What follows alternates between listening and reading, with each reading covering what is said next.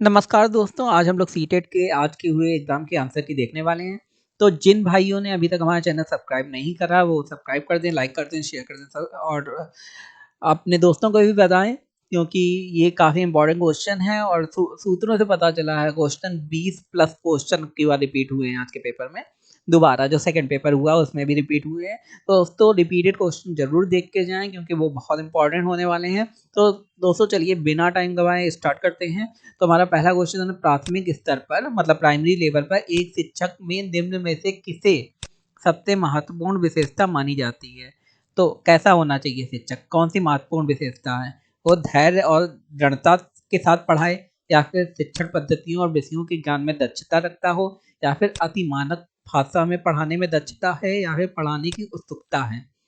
देखिए कौन-सी सबसे विशेष है? देखिए सारे आंसर आपको सही लग रहे होंगे, लेकिन कौन-सी आपको निकालना है सबसे विशेष प्रतिभा है शिक्षक की।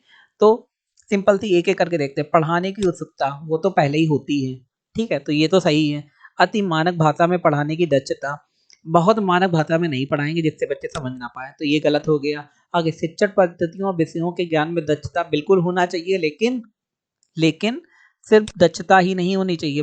सबसे ज़रूरी क्या है? वो है धैर्य और दृढ़ता।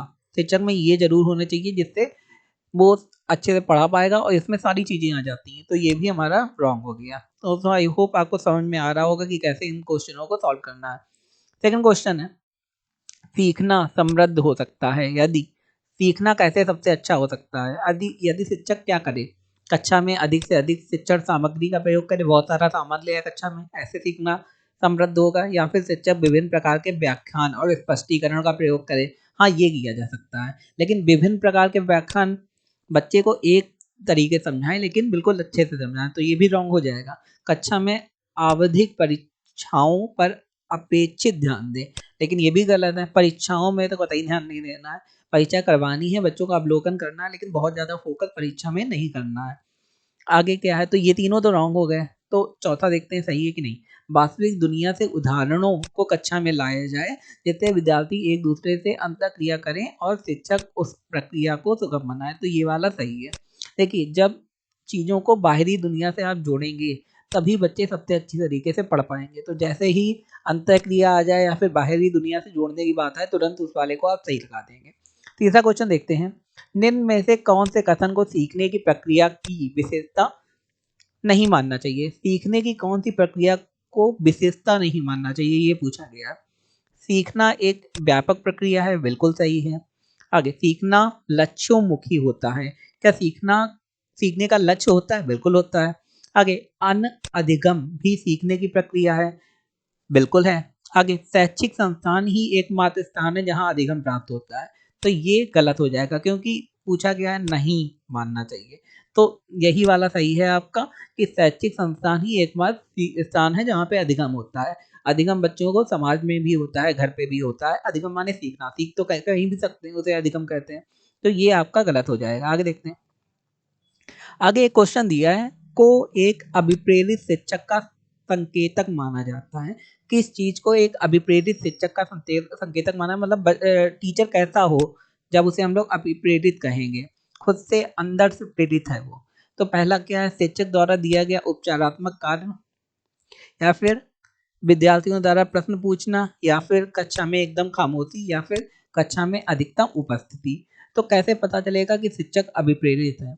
तो पहली बात, कक्षा में अधिकतम उपस्थिति से कोई मतलब नहीं होता। कुछ टीचर होते हैं खेल खिलाते हैं इसलिए बच्चे आ जाते हैं ज़्यादा से ज़्यादा। तो ये कोई मतलब नहीं है। कक्षा में एकदम खामोशी डरा के रखोगे तो बच्चा तो आपको अभिप्रेरित नहीं माना जाएगा, बच्चों को डरा के रखोगे। शिक्षक द्वारा दिया गया उपचारात्मक कार्य बच्चों को देना ही नहीं है किसी तरीके का। विद्यार्थियों द्वारा प्रश्न पूछना ये सही है। अब ये कैसे सही है? अगर बच्चा प्रश्न पूछेगा तो सिंपल सी बात है कि बच्चा इसका मतलब डर नहीं रहा है। आपने क्लास में अच्छा माहौल बना के रखा है जहाँ पे बच्चे प्रश्न पूछ सकते हैं। तो इसे एक अभिप्रेरित शिक्षण का संकेतक माना जाएगा। आगे देखिए, दिया है कृतिका अक्सर घर में ज़्यादा बात नहीं करती, लेकिन विद्यालय में वह काफ़ी बात करती हैं। यह दर्शाता है कि क्या दर्शाता है? उल्टा हो रहा है ना, बच्चे ज़्यादातर घर पे बात करते हैं, लेकिन यहाँ बता रहा है घर पे ज़्यादा बात नहीं करती, लेकिन विद्यालय में ज़्यादा बात करती है। ये क्या दर्शाता है? कि शिक्षकों की यह माँग होती है कि बच्चे विद्यालय में खूब बात करें, ये तो पहले ही गलत लग रहा है। सेकंड क्या है, कृतिका को अपना घर बिल्कुल पसंद नहीं, ये भी गलत बात है। आगे, उसके विचारों को विद्यालय में मान्यता मिलती है या फिर विद्यालय हर समय बच्चों को खूब बात करने का अवसर देता है, तो ये तो रॉन्ग हो गया, पढ़ने आते बच्चे। उसका आंसर सही हुआ कि बच्चे की बातों को विद्यालय में मान्यता मिलती है। हो सकता है उसके साथ वाले बच्चे मान्यता देते हो या हो सकता है टीचर मान्यता देते हो, घर पे वो मान्यता ना मिलती हो। आगे देखते हैं, एक शिक्षक को अपने विद्यार्थियों की क्षमताओं को समझने का प्रयास करना चाहिए। निम्नलिखित में से कौन सा क्षेत्र इस उद्देश्य के साथ संबंध है? एक शिक्षक को अपने विद्यार्थियों की क्षमताओं को समझने का प्रयास करना चाहिए, तो कौन सा क्षेत्र इससे संबंध है?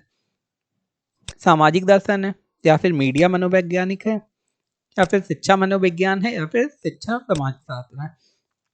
सिंपल सा दिया है, एक शिक्षक को क्या करना चाहिए, विद्यार्थियों की क्षमताओं को समझने का प्रयास करना चाहिए। तो ये सिंपल सी बात है, शिक्षा मनोविज्ञान की बात हो रही है।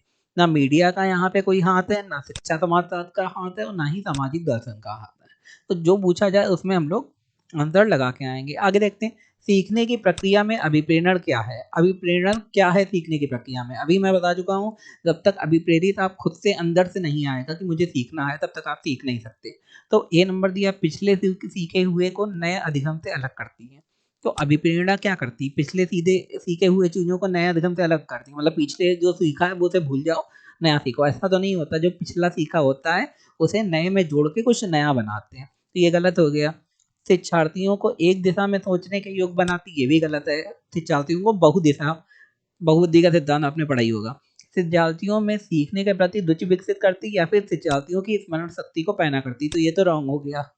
अभिप्रेरण क्या करता है, शिक्षार्थियों में सीखने के प्रति रुचि का विकास करता है, तो ये हमारा सही हो गया। जो आपको सबसे ज्यादा पॉजिटिव लगे वही वाला हमारा सही हो जाएगा। तो जो भी आपको पॉजिटिव लगे आप उस पर लगा के आएंगे, ये ध्यान रखिएगा आप। आगे देखते हैं क्वेश्चन, निचली कक्षाओं में शिक्षक की खेल पद्धति मूल रूप से आधारित है। जो छोटी कक्षाएं होती हैं उसमें शिक्षक खेल खेल के पढ़ाते हैं। क्यों पढ़ाते हैं, किस चीज पे आधारित है उनकी खेल पद्धति?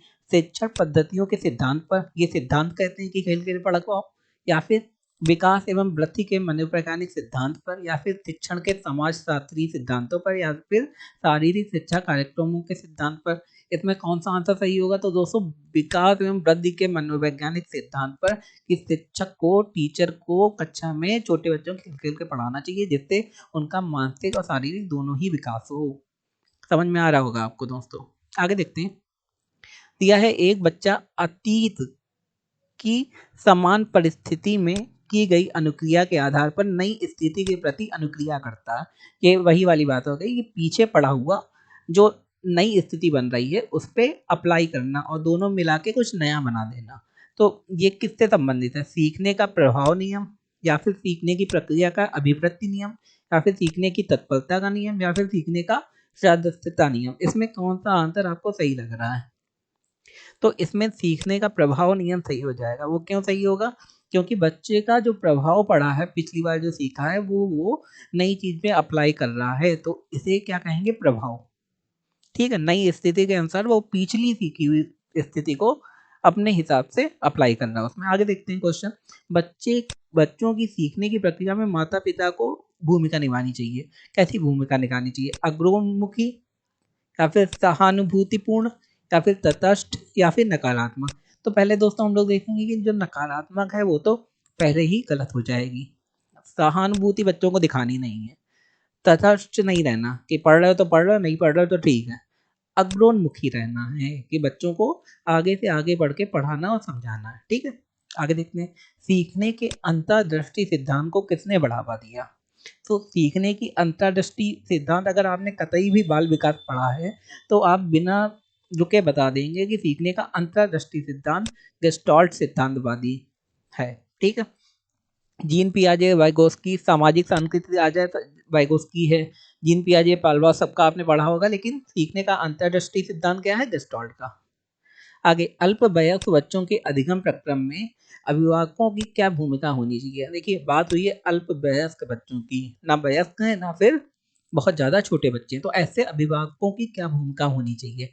निषेधात्मक तो नहीं हो सकती, या फिर अग्र सक्रिय, या फिर संवेदात्मक, या फिर उदासीन? देखो, पहले 50-50 कर लेते हैं, ये नहीं हो सकता और ये नहीं हो सकता। उदासीन नहीं हो सकता।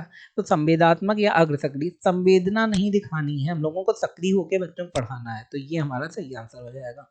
आगे देखते हैं, बच्चों के संज्ञानात्मक विकास को सबसे अच्छे तरीके से कहाँ परिभाषित किया जा सकता है।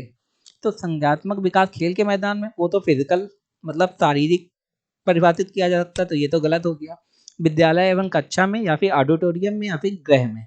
तो कहाँ पे संज्ञानात्मक विकास को बढ़ावा दिया जा सकता है, देखा जा सकता है, तो सबसे सही है विद्यालय में। ऑडिटोरियम में नहीं कर सकते, और घर में संज्ञानात्मक कहाँ पे ही यूज करेगा बच्चा, ठीक है।